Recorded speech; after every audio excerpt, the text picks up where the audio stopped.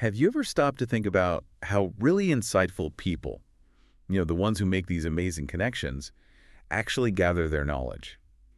Hmm. Is it always the obvious stuff, the academic papers, or is there something else going on? That's a really great question. It kind of challenges how we usually think about learning, doesn't it? What counts as a source? It totally does, and that's exactly what we're getting into today. Okay. We're doing a deep dive into a really interesting editorial by Salman Akhtar. It's called Promiscuity of Sources as a Virtue for Learning. Promiscuity of sources. I like that framing. Yeah.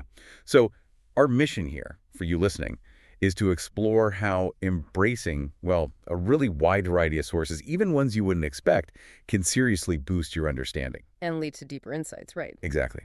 And we're going to use psychoanalysis as our main example, which most people think of as super specialized. Right, which makes it even more compelling, I think. Akhtar uses Freud himself, the founder, to make this point. Yeah, Sigmund Freud, you picture him with, like, clinical notes and heavy books, maybe. Pretty much, yeah, that's the standard image. But Akhtar shows his learning habits were incredibly broad, almost, well, promiscuous, like the title says, in good way. He really was the ultimate promiscuous learner, as Akhtar puts it. So what kind of things are we talking about? Well, Akhtar points out this amazing range, things like literary fiction, autobiographies, Okay. even things like witticisms and old plays. These weren't just, hobbies. They actively fired up his thinking. So they actually fed into his theories. Demonstrably so, according to Akhtar. But it goes even further than texts. How so? He talks about mute stimuli, things that don't speak, basically. Mute stimuli, like what? Like looking at a sculpture or visiting, say, a historical monument, even just a walk in the garden. Wow. Okay, how did that work? Well, these things would trigger an emotional response in Freud, and that feeling would make him wonder about the mind, about its mysteries. So it wasn't just intellectual observation, it was feeling and questioning. Exactly. Which makes you think, doesn't it? How often do we learn from experiences like that in our own fields? That's a really good point. We tend to stick to books and papers. Right. And Freud also drew from myths, numerology, even jokes. Jokes? Seriously. Yep. Alongside his clinical work, of course. And Akhtar's big point here is crucial. Freud was a great teacher, yes, but maybe we forget he was an absolutely exceptional student. A great student. I like that distinction.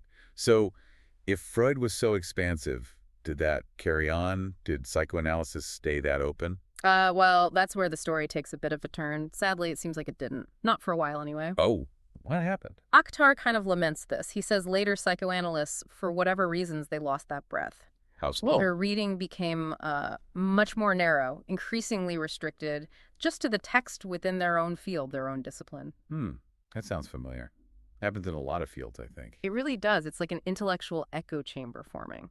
Yeah, kind of like intellectual inbreeding, maybe.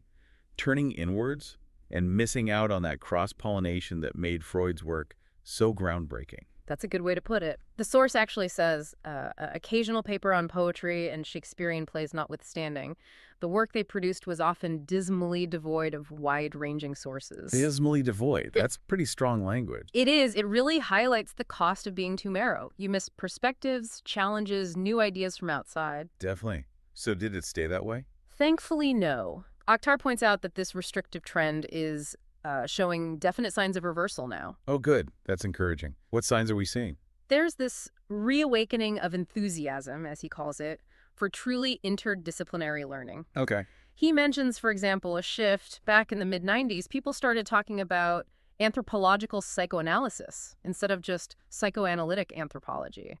So not just applying psychoanalysis to anthropology, but a more two-way street. Exactly. A more integrated kind of reciprocal learning between fields. That's a key indicator. And doesn't the editorial itself give some concrete examples from the issue it was published in? Yes, it does. It points to book reviews right there in the journal. There's one review by Ira Brenner about a book on movies. Movies, okay. Then Andrea Korn discussing a book on sports. Sports. Interesting. And Jane Brandt writing about Desi Safan Girard's book on art. Movies, sports, art, definitely moving beyond just psychoanalytic texts. Absolutely. And Akhtar's conclusion is that these kinds of critiques and discussions, they open up new vistas of learning for everyone. So it benefits the field as a whole. Right. He argues this is a real back to Freud movement, back to that wide-ranging curiosity he had in a, quote, really meaningful sense. That makes a lot of sense.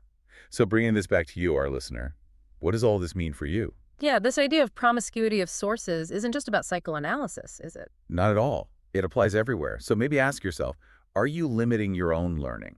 Are you sticking only to the usual suspects, the conventional sources in your field or whatever you're interested in? It's definitely something to reflect on. You know, sometimes the biggest breakthroughs, those aha moments, they come from connecting things that seem totally unrelated at first. Yeah, pulling an idea from biology into business or from music into, I don't know, coding. Precisely. It's about being open to those unexpected connections, cultivating that ability to see links across different areas. So wrapping up this deep dive, the core idea seems pretty clear. Yeah, that deep, really meaningful learning often comes from being willing, even eager, to draw insights from all over the place, from a diverse, sometimes unconventional set of sources. It's a lesson Freud championed, maybe lost for a bit, but thankfully he seems to be making a comeback. Definitely. Which leaves us with a final thought for you to chew on. Okay, let's hear it. Well, if the huge mysteries of the human mind can get some light shed on them by things like sculpture or jokes or just a walk in the park, Right. then what mute stimuli, what seemingly unrelated fields or experiences might hold the key to your next big insight, your next discovery or deeper understanding?